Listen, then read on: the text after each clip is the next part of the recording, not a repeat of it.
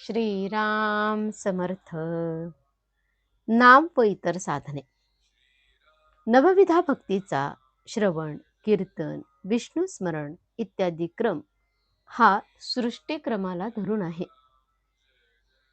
मनुष्य प्राणी जन्माला आला की शिकायला सुरुवात करतो ती श्रवणापासून. मुके लोक बहिरे असलेच पाहिजेत, कारण श्रवण न झाल्या कारणानेच त्यांना बोलता येत नाही. मनुष्य प्राणी ज्या देशात जन्माला येतो त्या देशाची भाषा बोलतो. म्हणून श्रवणानंतर कीर्तन म्हणजे बोलणे आणि बोलणे झाल्यानंतर कृती म्हणजे नामस्मरण असा स्वाभाविक क्रम लागतो. नामस्मरण होऊ लागले की आपले काम झाले, कारण पुढच्या सर्व भक्ती नामस्मरणात येतात. त्यांच्याकरता निराळी खटपट करण्याचे कारण नाही. एका इस्माला दुसऱ्या एकाला भेटण्यासाठी 9 मैल अंतरावर असलेल्या ठिकाणी जायचे होते. म्हणून तो घरातून निघाला. पण 3 मैल चालून गेल्यावर ज्याला भेटायचे तोच मनुष्य त्याला भेटला.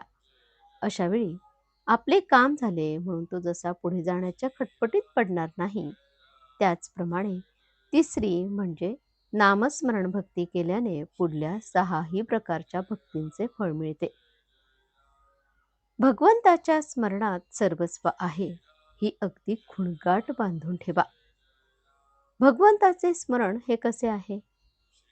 बाकी सगळ्या गोष्टी, सगळी सत्कर्मे, दानधर्म म्हणा, तीर्थयात्रा म्हणा, पारायण म्हणा, बाकीच्या सगळ्या गोष्टी या इंद्रियांसारख्या आहेत.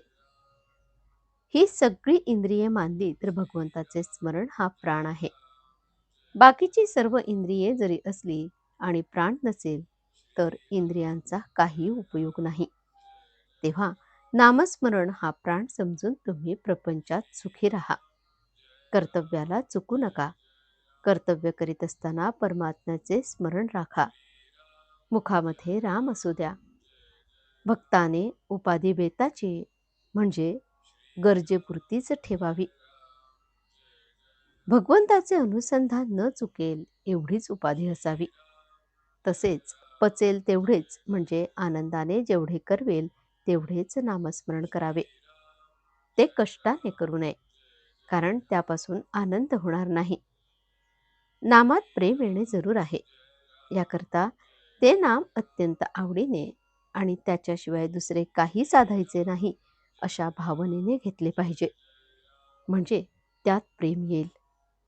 नामात प्रेम येणे ही फार उच्च कोटीची स्थिती आहे.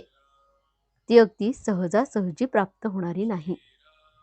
म्हणून यातले मर्म ओळखून योग्य तऱ्हेने आणि चिकाटीने सतत नामस्मरणाचा अभ्यास ठेवणे जरूर आहे. भगवंताच्या नामाशिवाय मला काही कळत नाही असे ज्याला कळले त्याला सर्व कळले. आजचे बोधवचन. नामस्मरणाची बुद्धी झाली की आपले काम झाले. जानकी जीवन स्मरण. जय जय राम. श्रीराम समर्थ.